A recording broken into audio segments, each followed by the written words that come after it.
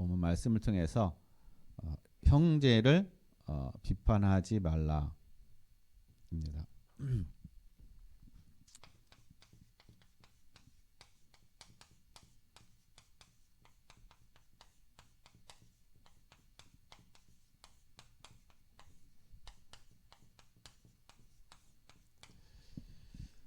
비판은 우리가 어디서 오느냐? 아마 우리는 다 한 번씩은 아니야. 한 번이 아니겠죠. 우리는 수시로 나도 모르게 비판하는 삶입니다. 비판을 하고 있어요. 근데 내가 지금 비판을 하고 있는지도 모릅니다.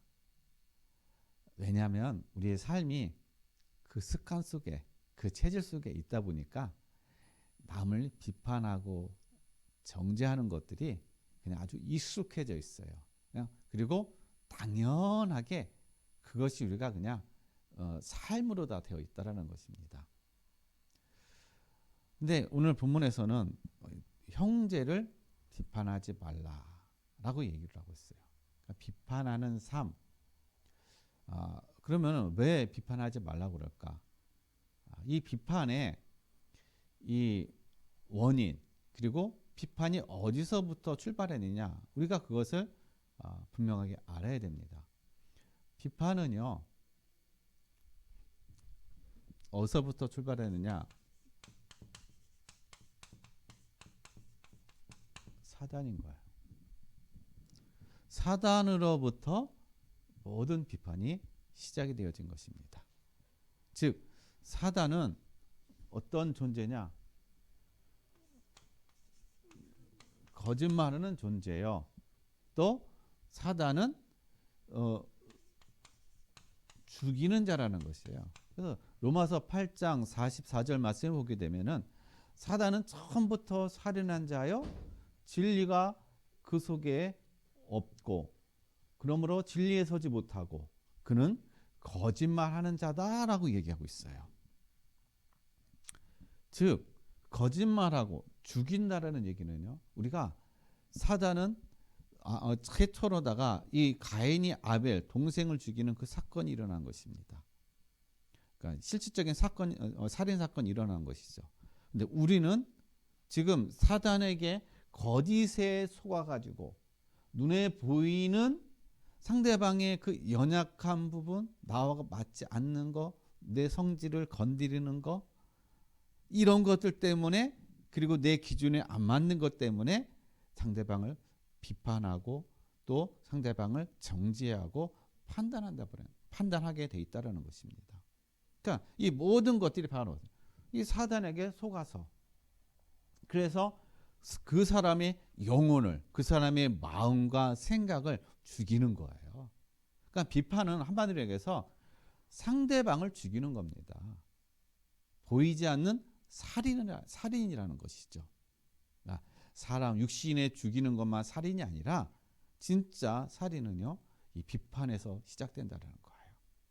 그래서 이게 격해지다 보면은 우리의 마음이 어떻게 돼요? 마음이 요동해가지고 나도 모르게 그냥 사람을 죽이는 거기까지 간다라는 것이에요. 그러니까 모든 비판은 사실상 살인이 그냥 되어지는 것이 아니라 이 사람의 감정, 이것을 건드림으로 인해서 계속적으로 이것이 어떻게 부딪힘으로 인해서 어느 순간에 그냥 사람이 획 돌아버리는 거죠. 그러니까 정신이 돌아버리는 겁니다. 그래서 자기의 감정, 그것을 컨트롤하지 못함으로 인해서 상대방을 죽이는 그런 어떤 상황까지 온다라는 거. 그래서 요즘에 빌비재가 일어나는 것들이 이러한 것들이 이 마운드, 이 컨트롤이 안 됨으로 인해서 오는 이 순간적인 어떤 그런 이 감정들 때문에 죽이기도 하고 하는 어떤 그런 일들이 계속적으로 일어나고 있다는 사실인 것입니다. 그래서 그 모든 것들이 바로 이 사단의 거기서부터 출발했다는 사실인 거예요. 그래서 우리는 성경에서 우리가 보게 되면요, 마태복음 7장 1절에서 6절을 보게 되면은 내 눈에는 뭐가 있어요? 들보가 있는데 상대방에는 티가 있는 것이에요. 내 눈에 들보는 보지 못하고 상대방의 티만 보는 것입니다. 그러니까 상대방 그 작은 거 그게 내게는 너무 커 보이는 거야. 그래서 그걸 가지고 우리는 자꾸 지적하고 그걸로 바꾸려고 하고 자꾸 어떻게요? 그럼으로 인해서 서로 분열이 일어나고 싸우고 네가 잘했니 못했니 라는 이런 어떤 상황 여기까지 가버린다라는 거예요. 그러니까 뭘 보지 못하는 거예요? 내 눈에 더 큰 들보가 있는데 이걸 보지 못한다라는 것입니다. 왜냐? 눈이 가려져 있기 때문에. 그래서 마태복음 7장 12절 말씀 보면요. 여러분 대접받기를 좋아하죠? 좋아하지 않아요. 대접받는 거. 내가 대접받기를 원하면은 내가 어떻게 해요? 그대로 대접을 하라는 거예요. 내가 상대방을 대접 안 하는데 상대방으로부터 대접받기를 원하는 거야. 이거는 욕심인 거예요. 정말 우리가 대접받기를 원하면은 상대방을 우리가 존중해주고 대접해줄 때 상대방도 우리에게 똑같은 그런 삶이 되어진다라는 사실인 것이죠. 그래서 이러한 모든 것들이 다 뭐예요? 바로 이 사단, 하나님을 떠난 우리의 어떤 인간의 그런 삶, 여기서부터 오기 시작했다라는 거예요. 그래서 오늘 사도 바울은 우리에게 뭘 하지 말라고 하느냐? 비판을 하지 말라라고 얘기를 하고 있는 거예요. 그 어떠한 것에서도 비판을 하지 말라. 그 왜 비판을 하지 말라고 그러느냐? 로마서 14장 9절 말씀을 보게 되면요. 예수님께서 우리를 위해서 십자가에 죽으시고 다시 살아나셨다는 것입니다. 부활하셨다는 얘기예요. 이 얘기는 무슨 얘기냐면요. 우리가 비판을 하게 되면은 비판이라는 여기에 우리가 매이게 된다라는 거예요. 그래서 마태복음 5장 26절인가요? 5장 26절을 보게 되면은 우리가 남을 비판하고 정죄하고 우리가 그런 어떤 속에서 이것을 해결하지 못하잖아요. 그러면 그 속에 내가 갇혀버린다라는 거예요. 이게 해결될 때까지 내 마음의 상태가 여기에 갇혀서 노예가 된다라는 거예요. 예수님께서 십자가에 죽으시고 부활하신 것은 우리에게 자유를 주셨는데 이 자유를 우리가 어떻게 해요? 누리지 못하는 거예요. 이 자유를 오히려 나를 속박해버리는 그런 어떤 상태로 가게 만들어버린다는 것입니다. 그래서 비판하지 말라는 얘기는 자유를 누리라는 거예요. 자유하라는 것입니다. 더 이상 포로되지 말고 더 이상 노예되지 말고 자유함을 누리라는 것이에요. 어떤 사람 속에서도 어떤 환경 속에서도 누구를 만나든지 간에 그 모든 사람들과 참 자유를 누려라. 그 사람이 낮고 높음과 관계없이 그 사람이 잘나고 모자름과 관계없이 어떻게 해요? 자유를 누리라는 거예요. 그래서 우리가 바라보는 모든 사람들을 우리 어떤 눈을 바라보냐? 다 존중의 대상, 사랑의 대상, 다 하나님의 귀한 그런 형상을 닮은 존재를 우리가 봐야 되고 그게 보여야 되고 그런 마음이 가야 존중이 되어지고 사랑이 되어진다라는 것입니다. 그리고 귀하게 여겨진다라는 거예요. 근데 이런 것들이 이런 마음과 생각들이 우리가 생각하는 것처럼 그렇게 쉽나요? 내가 원하는 것처럼 그렇게 되나요? 그게 안 돼요. 사실은요. 왜냐? 워낙 우리가 사단에게 과거에 포로가 돼가지고 노예가 돼서 사단에게 속고 그래서 그 체질대로 살아왔던 삶이 있기 때문에 이게 하루아침에 바뀌지 않는 것입니다. 그래서 우리에게 필요한 거는 뭐냐면요. 그래서 하나님의 은혜가 필요한 거예요. 늘 하나님의 은혜를 구하고 그 하나님의 은혜로 하나님 내 눈과 귀와 이 입술, 입이 정말 사람에게 소망을 주고 힘을 주고 그들에게 정말 살리는 그런 입술이 될 수 있게 달라고 우리가 그렇게 은혜를 구해야 되는 것이에요. 그래야 우리가 마음이 듣는 거나 우리가 보는 거나 말하는 거나 그런 것들이 우리가 바뀌어져 간다는 거예요. 그게 갱신되어져 간다는 것입니다. 그래서 우리는요 왜 우리가 상대방 그리고 형제들을 비판하지 말라고 하냐면요. 오늘 로마서 14장 3절 말씀에 그 모든 사람을 어떻게 해요? 하나님이 받으셨다라고 얘기하고 있는 거예요. 아니 그 사람에 대해서 하나님 모든 것을 하나님이 받으셨는데 내가 그 사람에 대해서 정죄하고 판단한다는 거예요. 내가 그 사람에 대해서 이렇쿵 저렇쿵 잘했다 못했다 내가 그것을 어떻게 해요? 심판자가 돼서 내가 재판장이 돼서 그 사람에 대한 행동과 그 사람에 대한 그 뭐 잘못 내 눈에 거슬리는 그런 부분을 가지고 우리가 이러쿵 저러쿵 하는 거는 하나님이 받으신 그것을 내가 정죄하는 거예요. 그래서 하나님이 받으신 그 사람에 대해서 내가 어떻게 해요? 정죄하고 판단하는 그 자체가 어떻게 보면 내가 하나님을 대적하는 거라는 것입니다. 그래서 여러분 우리 모두는 다 누가 받으셨어요? 하나님 받으신 존재예요. 예수 그리스도를 영접하고 하나님의 자녀가 된 우리 모두는요 하나님이 받으셨다는 얘기인 것입니다. 즉 하나님이 받으셨다는 얘기는 하나님의 자녀라는 것이에요. 하나님의 그 권속에 하나님의 그 능력에 있다라는 것입니다. 그래서 하나님이 그 사람을 세우고 하나님을 또 넘어뜨리고 하는 것은 하나님께 있는 거예요. 내게 있는 것이 아니라는 것입니다. 근데 자꾸 우리는 내가 하려고 그래요.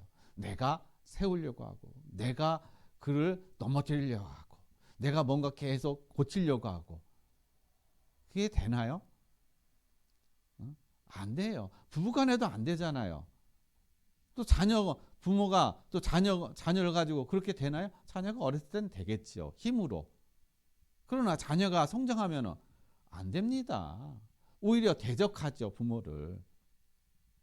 여러분 우리가 아무리 힘쓰고 애쓴다 할지라도요. 어느 정도까지는 할 수 있지만 그러나 어느 상황, 어느 경지까지 딱 되면은요. 그 이상은 못 한다는 것입니다. 가장 중요할 때 그때 안 되는 거예요. 그래서 우리는 모든 걸 어떻게 해요? 하나님의 모든 권속에 있다. 하나님의 주권 속에 있다. 그렇게 인정하고 하나님이 세우실 것이다. 하나님이 만들어 갈 것이다. 여기에 대한 정확한 우리가 응답이 있어야 돼요. 여기에 대한 믿음과 확신이 있어야 된다는 사실인 것입니다. 그래야 지금 뭐 망나니 노릇하고 지금 뭐 엎어지고 자빠지고 쓰러지고 한다 할지라도 그거에 내가 어떻게 해요? 좌지우지 되지 않는다라는 거예요. 근데 여기에 대한 확신이 없으면은 뭔가 조금 잘못되고 뭔가 조금 넘어지고 그렇게 되면은 조급하는 거죠. 안 달라는 거죠. 그래서 뭔가 내 힘으로 내 능력으로 내가 뭔가 하려고 막 그러는 거예요. 여러분 모든 걸 하나님께 맡기시기를 바라겠습니다. 그래서 하나님이 하실 수 있는 일을 어떻게 해요? 여러분 그 길을 열어놓으시길 바랍니다. 내가 하지 여러분이 하지 마시고 그러니까 여러분이 하니까 내가 하니까 하나님이 하실 일이 없는 거예요. 하나님 뒷짐만 지고 계시는 거죠. 여러분이 다 하니까. 그래서 하나님께 모든 것을 맡기시고 그 속에서 여러분 하나님 주시는 힘으로다가 여유를 가지고 누리시기를 바랍니다. 그럼에도 불구하고 비판하고 싶다. 입술이 이게 가만히 안 있어가지고 비판하고 싶어. 내 마음에서 자꾸 그런 마음 생각이 자꾸 올라와요. 이걸 어떻게 합니까? 풀어야 되잖아요.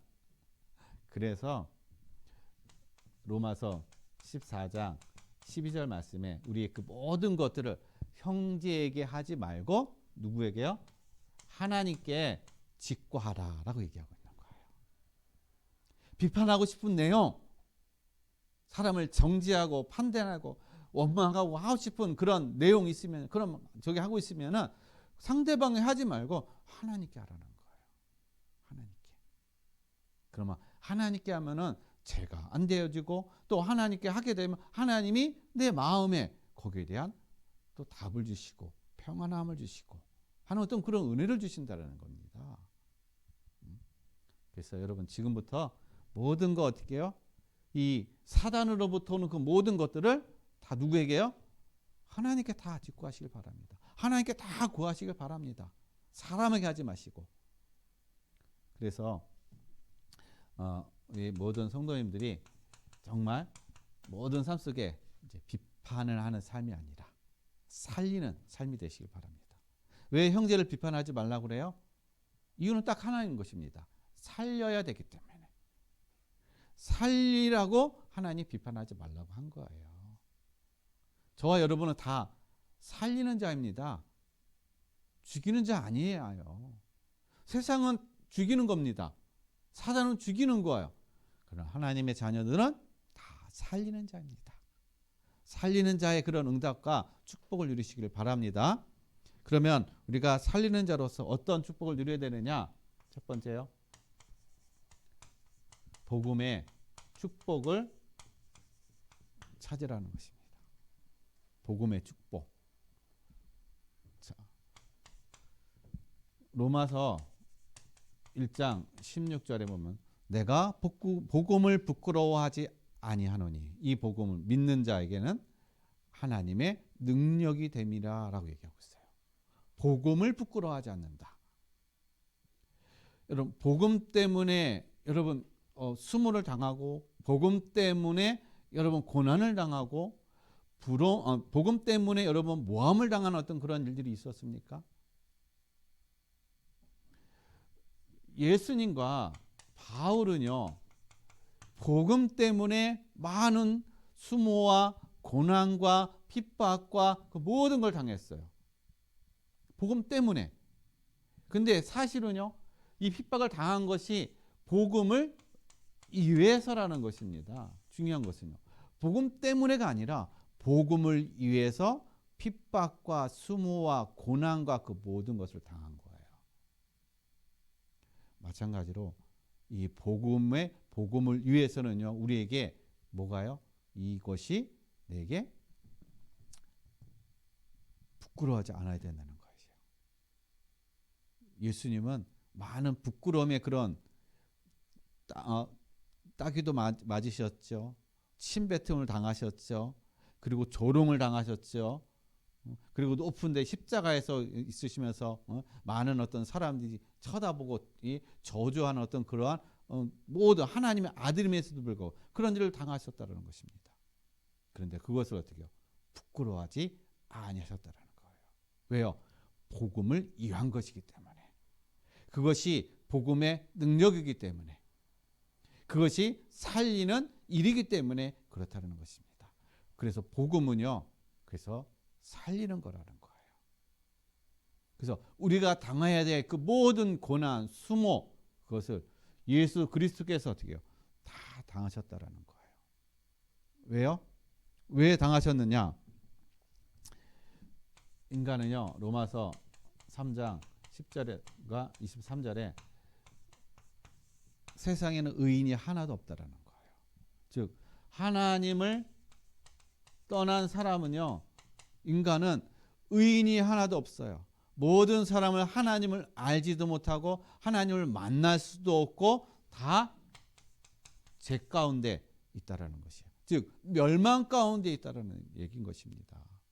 그러니까 멸망 가운데 있으니까 뭘 몰라? 복음을 모른다라는 거예요. 복음이 뭔지를 모르는 것입니다. 하나님을 알 수도 없다라는 거예요. 하나님을 찾지도 않는다라는 것입니다. 이게 바로 하나님을 떠난 멸망의 상태에 있는 거예요. 우리가 하나님을 찾지 않는다? 우리가 복음에 대해서 우리가 관심이 없다? 한번 우리가 생각해 봐야 되는 거예요.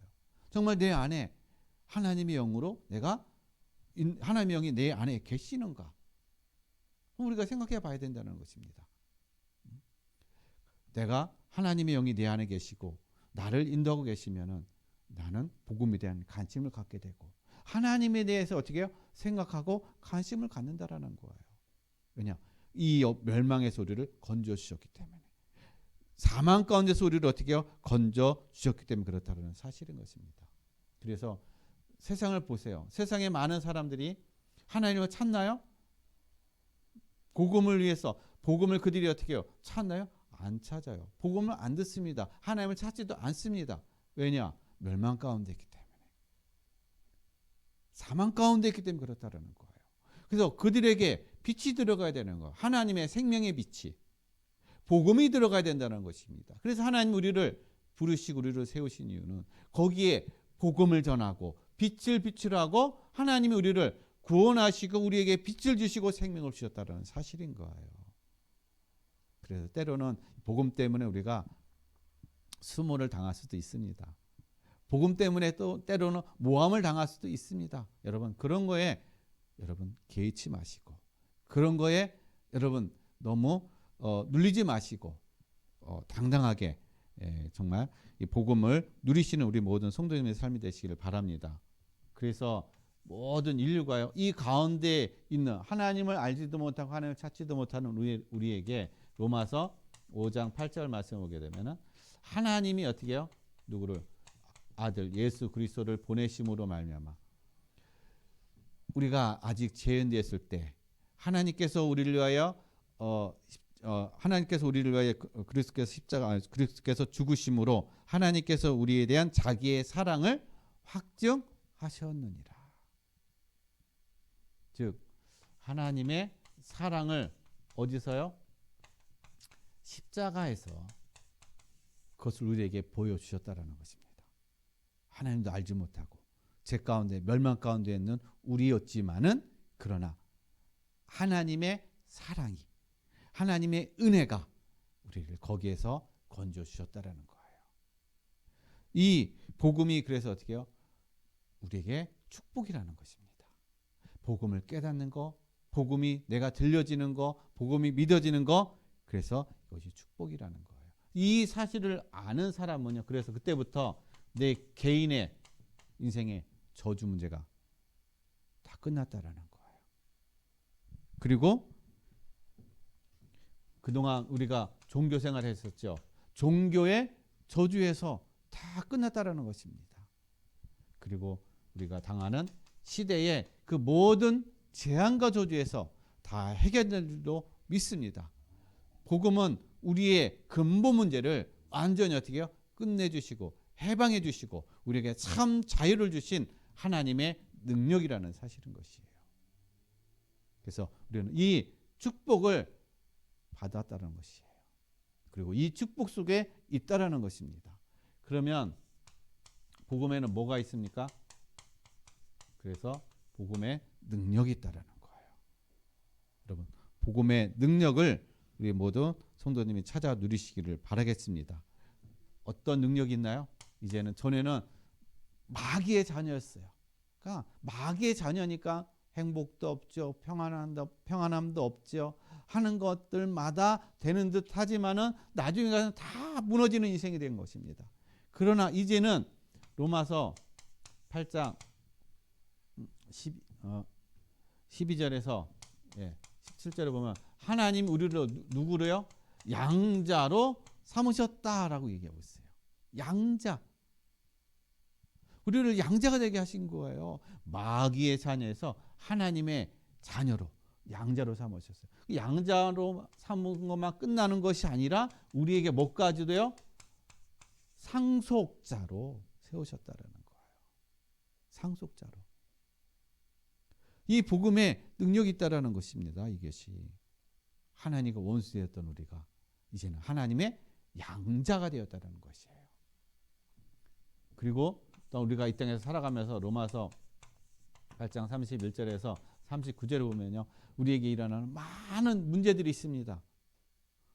많은 사건들이 있어요. 위기들이 있습니다. 어려움들이 있습니다. 이 모든 것들이 우리를 어떻게 해요? 하나님의 사랑에서 끊을 수 없다라는 것입니다. 또 우리를 멸망시킬 수가 없다라는 거예요. 이게 복음의 능력이라는 것입니다. 우리는 어떠한 상황 속에 있든지 어떠한 자리에 있든지 우리를 결코 멸망시킬 수 없다.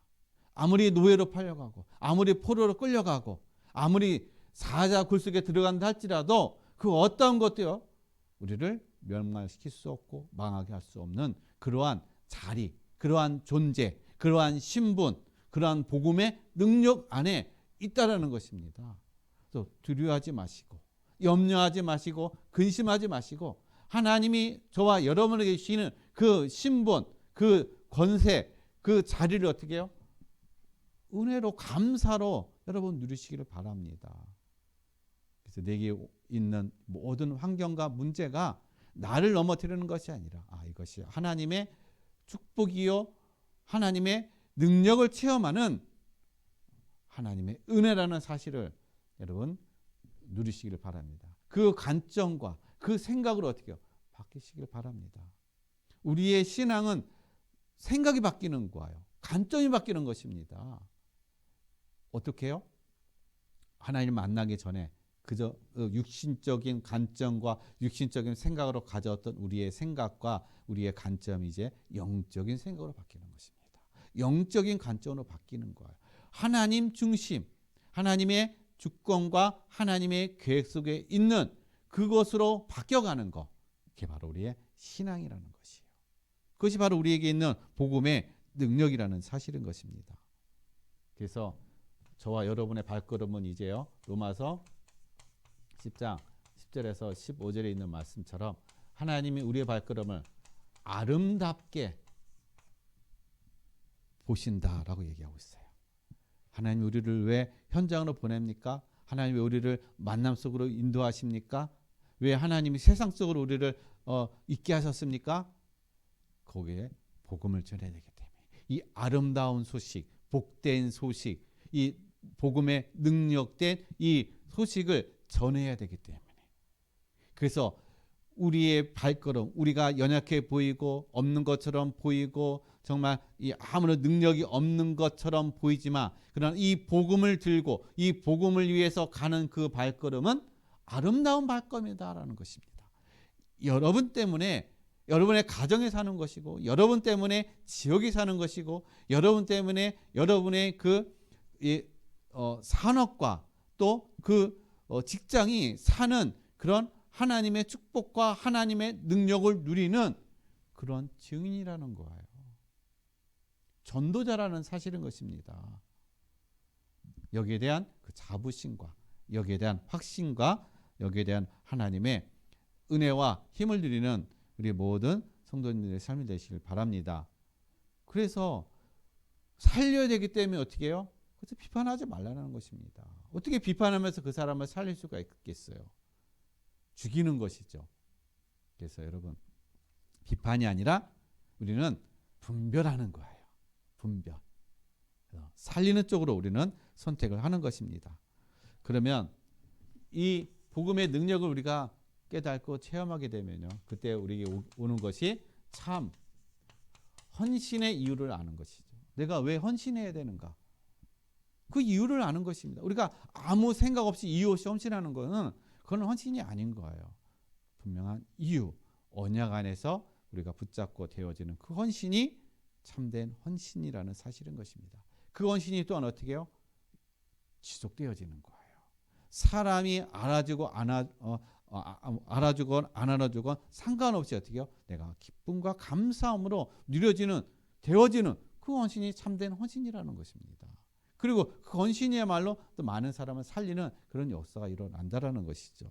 그래서 우리가 전도가 이해가 되면은 어떻게 해요? 어떤 헌신을 해야 될 것인가라는 그 응답을 우리가 어떻게 해요? 받게 된다는 사실인 것입니다. 그래서 첫 번째 우리가 보호자, 누구를 보호해줘요? 전도자를 보호해주는 보호자라는 것이에요. 이 베베라는 사람은요, 바울과 전도자를 보호해주는 그런 어떤 일들을 감당했다라는 거예요. 그러니까 자칭 전도자의 보호자였다라는 사실인 것입니다. 그들의 모든 필요를 채워주는 그런 보호자의 그런 헌신하는 그런 삶이었다는 것입니다. 그리고 브리스가 부부, 이들은 누구였냐? 동역자였습니다. 누구요? 바울의 동역자. 바울이 복음 전하는 데 있어서 함께 동역함을 통해서 함께 경제와 그 모든 이 복음 운동하는 데 있어서 함께 동역한 그런 동역자였다라는 것입니다. 그래서 저와 여러분도요, 함께 동역자인 거예요. 우리 렘넌트들도 함께 동역자인 것입니다. 뭘 위해서? 하나님의 나라의 일을 위해서 함께 우리가 가야 될 동역자. 이런 생각, 이런 중심, 이 관점을 가지고 우리가 함께 교회를 세워가고 세계 복음화에 응답을 드려가는 우리 모든 성도님과 우리 모든 렘넌트가 되시기를 바랍니다. 그리고 식주인. 이 가룟이라는 사람은요, 교회의 모든 것들을 다 담당하는 식주인이었다는 것입니다. 여기에 대한 헌신을 한 것이에요. 그리고 또 수고하는 자. 뭘 위해서 수고해요? 전도자를 위해서 수고하고, 또 교회를 위해서 수고하고, 그때부터 필요한 모든 부분들에 대해서 수고하는 자였다. 그래서 우리가 하나님께서 우리에게 주시는 달란트가 각각 다르기 때문에 우리에게 내가 하나님께서 주신 것을 가지고 나는 어디에 헌신해야 될 것인가, 무엇을 헌신해야 될 것인가, 이 헌신을 통해서 정말 생명운동, 복음운동이 일어나는 그러한 언약이 우리가 붙잡아지기를 바라겠습니다. 그리고 친척과 같은 사람. 친척과 같은 사람은 너무 가까운 관계인 것이죠. 친밀한 관계인 것이죠. 이러한 관계 속에서 뭘 했다라는 것입니까? 바로 복음운동 했다라는 거예요. 함께 교회를 세워가고 함께 전도운동하는 그런 응답을 누려갔다라는 것입니다. 그리고 사랑하는 자. 여러분, 우리는 그리스도 안에서 모두가 다 어떻게 해요? 한 형제요, 한 자매요, 또 모두가 다 지체인 것입니다. 하나님의 그 사랑 안에 우리는 함께 매여 있는 그런 사랑의 공동체인 것입니다. 그래서 누구는 사랑하고 누구는 사랑하지 않는 것이 아니라 다 어떻게 해요? 동일하게 사랑하는, 그리고 사랑을 나누고 사랑을 주는 그러한 우리 모든 교회와 우리 모든 성도님들 되시길 바랍니다. 그리고 인정받는 자. 누구로부터요? 사람으로부터 인정받는 것이 아니라 하나님께 인정받는 자가 되어야 되는 거예요. 우리는 보면은 대부분 사람에게만 인정받으려고 그래요. 그러나 사람보다 하나님께 인정받으면 사람에게도 인정받는다. 그래서 우리 모든 성도님과 우리 모든 렘넌트들이 어디 직장에 있든지 학교에 있든지 어디 누구를 만나든지 다 어떤 자요? 인정받는 그러한 어떤 우리 모든 성도님과 우리 모든 렘넌트가 되시길 바라겠습니다.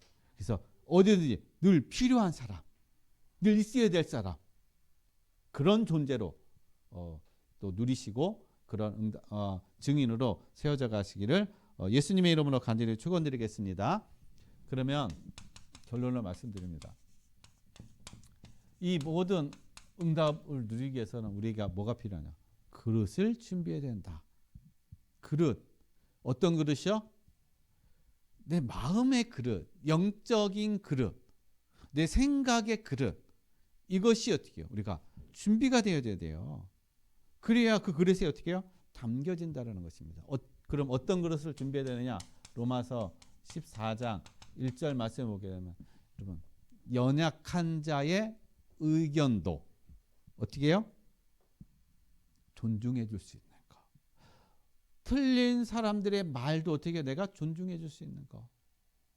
여러분, 사회는 안 그렇잖아요. 세상은 안 그렇잖아요. 연약한 자의 그 의견이 틀리면 어떻게든지 그 사람을 짓누르려고 해요. 다시는 그런 말 하지 못하도록 아주 그냥 눌려버립니다. 세상은 그래요.